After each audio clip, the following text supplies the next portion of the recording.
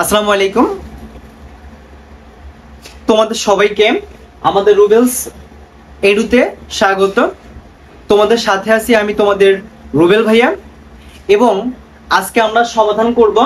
তোমাদের রিকোয়েস্ট ছিল অনেক যে আমি যেন দিনাজপুর বোর্ড 2024-এর সম্ভাবনা ম্যাথটা সমাধান করে দিই। আজকে আমরা সেটাই সমাধান করব। তো আর কথা না বাড়িয়ে আমরা এখনই আমাদের ক্লাসটা শুরু করি। এবং তোমরা যারা আমাদের এই ভিডিওটা প্রথম দেখতেছো অথবা আগেও ছিলেন, চ্যানেলটা সাবস্ক্রাইব করোনি, তোমাদের কাছে অনুরোধ থাকবে তোমরা সবাই চ্যানেলটা সাবস্ক্রাইব করে ভাইয়ের পাশে থাকবে। তো দেখো, এখানে বলা ছিল একজন লোকের টাঙ্গাইল থেকে ঢাকা বাস যাওয়ার সময় ছিল এটা, এবং ঢাকা থেকে তোমার চট্টগ্রাম ট্রেনে যাওয়ার সময় ছিল এটা। ঠিক আছে, কি বলছে? একজন লোকের টাঙ্গাইল থেকে ঢাকা বাসে যাওয়ার সময় ছিল 2/7, এবং ঢাকা থেকে চট্টগ্রাম ট্রেনে যাওয়ার সময় ছিল কত? 3/10। আর একটা উদ্দীপক দেয়া আছে, একটি থলেতে, কি বলছে ভাইয়া? একটি থলেতে 15টি লাল, 18টি সবুজ এবং 14টি হলুদ মার্বেল বল আছে, তাই না? আমাদের প্রথম কোশ্চেনে বলেছেন একটি নিরপেক্ষ ছক্কা নিক্ষেপে জোড় সংখ্যা আসার সম্ভাবনা কত? যারা মোটামুটি পড়াশোনা করো তারা সবাই জানো এর অ্যানসার হবে হাফ। কিভাবে অ্যানসার হাফ হবে সেটাই আজকে আমরা দেখাই।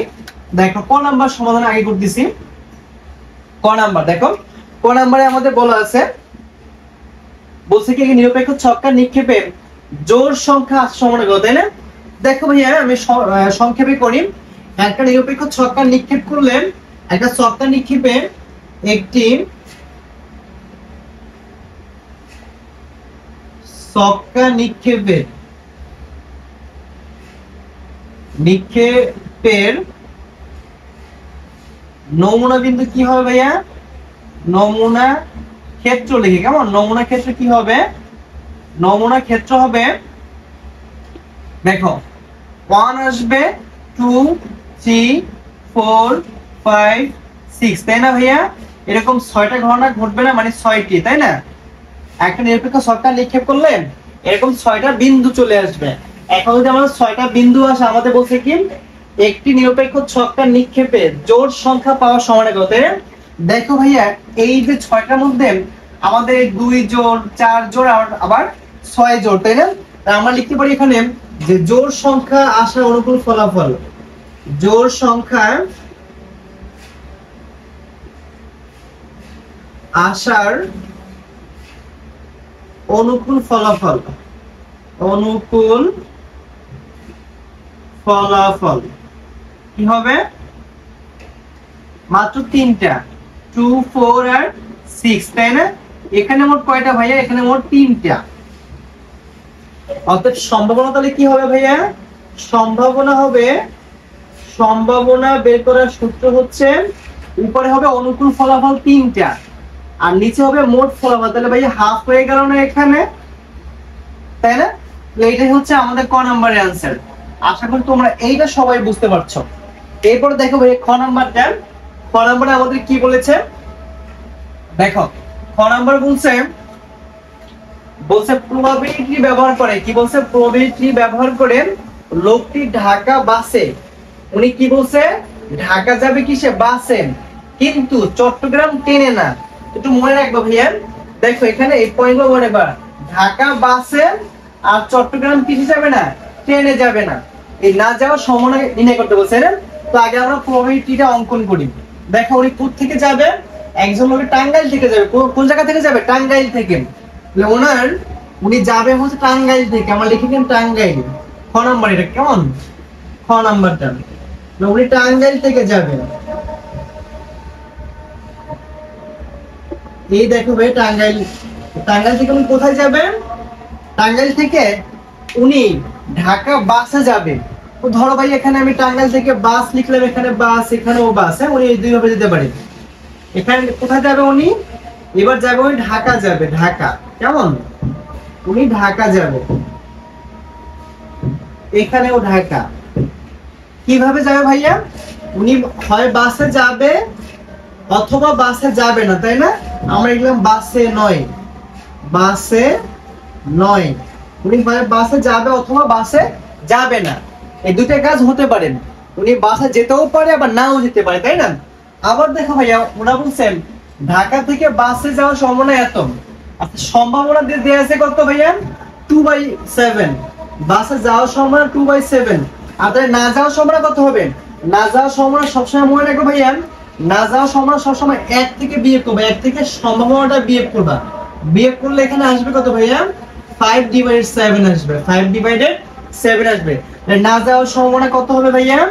5/7। এটা বুঝতে পারছো? তারপর দেখুন কোথায় যাবে তারপরে, এবং ঢাকা থেকে, এবার উনি ঢাকা থেকে কোথায় যাবে? ঢাকা থেকে চট্টগ্রাম যাবে। তাহলে কিভাবে যাবে? ট্রেনে যাওয়ার সময় তো উনি ট্রেনে যাইতেও পারে আবার নাও যেতে পারে। তো ঢাকা থেকে উনি যাবে কোথায়? ঢাকা থেকে উনি যাবে চট্টগ্রামে যাবে। উনি যেতেও পারে ট্রেনে আবার নাও যেতে পারে। এটা চট্টগ্রাম, ঠিক আছে? চট্টগ্রাম, চট্টগ্রাম। তোমরা যারা ঢাকা থেকে চট্টগ্রাম ট্রেনে গেছো তোমরা একটু আমাকে জানাবা তোমরা কে কে গেছো। আমি এই রিসেন্টলি গিয়েছিলাম চট্টগ্রাম। কেমন? চট্টগ্রাম।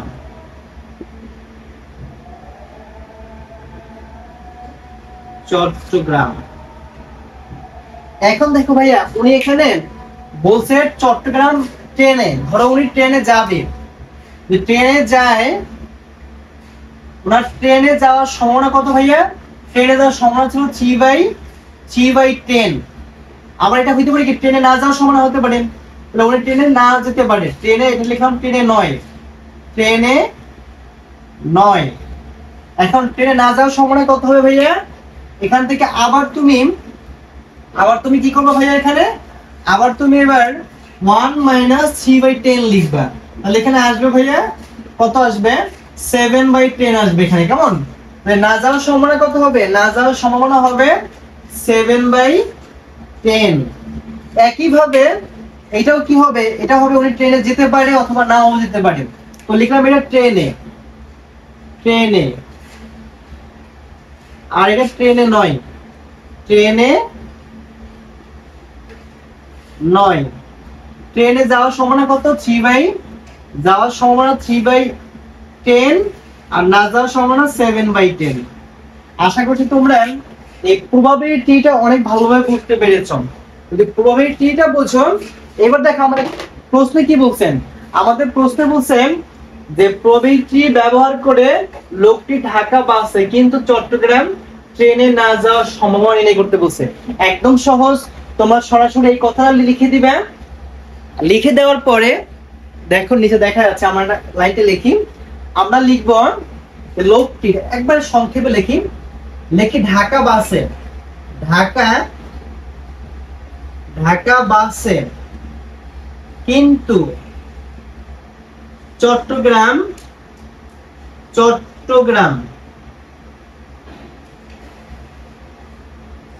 ট্রেনে না যাওয়ার সম্ভাবনা, না যাওয়ার সম্ভাবনা। দুইটা গুণ করে দেবো। দেখো ভাইয়া বাসে যাওয়ার সময় কত? এখানে ঢাকা বাসে যাওয়ার সম্ভাবনা 2/7 আর ট্রেনে না যাওয়ার সম্ভাবনা কত? না যাওয়ার সম্ভাবনা হচ্ছে 7/10। এই দুটোকে আমরা গুণ করে দিব। তাহলে লিখবো এখানে 2/7 ইনটু 7/10। তাহলে 7 বাদ যাবে আর এখানে 5 2 গুণে 10। তাহলে এখানে হবে কত ভাইয়া? 1/5। এই 1/5 হচ্ছে আমাদের आंसर। আশা করি তোমরা এটা বুঝতে পারছো। তোমরা এটা অবশ্যই বুঝতে পেরেছো। এরপরে দেখো ভাইয়া আমরা পরের কোশ্চেনে চলে যাই। পরের কোশ্চেনে কেমন? গ নাম্বার কোশ্চেনে চলে যাই। গ নাম্বার কোশ্চেনটা আরো বেশি গুরুত্বপূর্ণ। দেখো এখানে কি বলছে। গ নাম্বার কোশ্চেনে বলছে যদি প্রতিস্থাপন না করে একটি করে পরপর 4টি বল তুলে নেওয়া হয় তবে সবগুলো বল সবুজ হওয়ার সম্ভাবনা কত? দেখো ভাইয়া এখানে আমাদের মোট বল আছে কয়টা, আমরা হিসাব করব, সংক্ষেপে করব। হ্যাঁ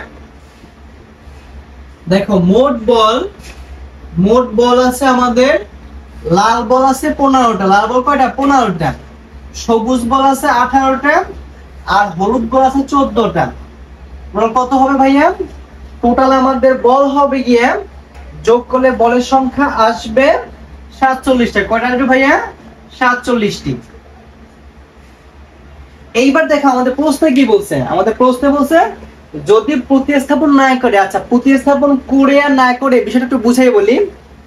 ধরো তুমি একটা থলেতে 10টা বল নিলা, তুমি আন্দাজে নিতেছো, বা ধরো অন্য কথা বাদ দাও, আমার যে টিকিট নেয় না, লটারি নেয় না, লটারিতে ধরো তুমি 10টা লটারি আসছে, ওর মধ্যে তুমি প্রথমে একটা নিলা, নিয়ে দেখলা যে এটা কত আসছে, তুমি ওইটা যদি ওইটাকে আবার তুমি পাত্রে রাখো, আবার যদি সেই তুমি লটারির মধ্যে রাখো, তাহলে লটারির সংখ্যা কত হবে? আবার 10ই হবে।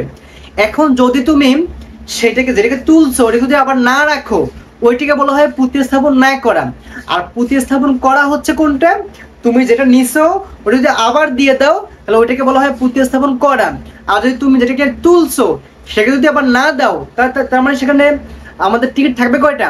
9টা। ওইটাকে বলা হবে তোমার তখন প্রতিস্থাপন না করা। তো আমাদের এখানে বলছে যে প্রতিস্থাপন না করে, তার মানে তুমি যেটা তুলবা সেটা আর পাত্রে রাখবা না, এইটা বলছেন। তাহলে বলছেন যদি এমন করো, তাহলে পরপর 4টা কয়টা মাল তুলতে বলছে?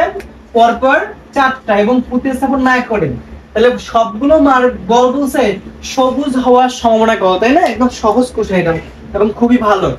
দেখো আমরা লিখবো প্রতিস্থাপন না করে, প্রতিস্থাপন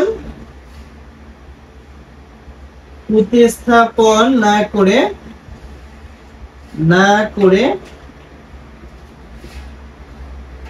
পরপর 4টি বল তুলে নিলে সবগুলো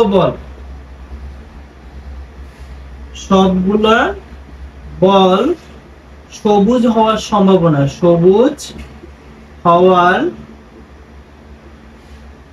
সম্ভাবনা কি হবে ভাইয়া? দেখো একটু খেয়াল করবা। হ্যাঁ দেখো আমাদের মোট বল কয়টা? এখানে মোট বল হচ্ছে 47টা। এখন দেখো আমাদের এখানে সবুজ বল কয়টা ভাইয়া? সবুজ বল হচ্ছে 18টা। এখন তুমি যখন একটা বল তুলবা, তখন সম্ভাবনা হবে না 18/8। তুমি কিন্তু প্রতিস্থাপন করো নাই, তুমি একটা মার্বেল তুলে নিয়েছো, ওইটার পাত্রে দিবা না। তার মানে যদি পাত্রে তুমি না দাও, তাহলে মোট বল থেকে একটা বল কমে যাবে না? আর তুমি যে বলটা তুলতেছো, তুমি বলতেছো এই বলটা সবুজ, তাহলে সবুজ বল এটা কমবে। কি হবে ভাইয়া? তুমি যদি প্রতিস্থাপন না করো এবং তুমি চাচ্ছ যেন সবগুলোই সবুজ হোক, তাহলে কি হবে? প্রতিবারে সবুজ বল একটা কমবে, এবং সবুজ বল কমলে কি হবে? মোট বল থেকেও একটা কমবে। তার মানে তুমি একটা তুলছো, তুমি যদি আরেকটা তুলতে যাও, তো তোমার সবুজ বল একটা কম হয়ে যাবে না? পাত্রে কম হওয়া মানে কি এখানেও কম হয়ে যাবে না? তখন এখানে হবে 46টা। আবার পরেরটা কি হবে ভাইয়া? আবার তুমি কি করবা? তুমি আরো একটা তুলবা। আমার তো একটু মুছে দিই এখানে। হ্যাঁ দেখো যদি তুমি আরো একটা তুলো, তখন এখানে বল হয়ে যাবে 16টা, এখানে কমে যাবে আরো একটা, তো এখানে 45টা হবে। 3টে তুলছো, তোমার আরো একটা তুলতে হবে, তাহলে এখানে হবে এবার 15টা, এখানে হবে 44টা।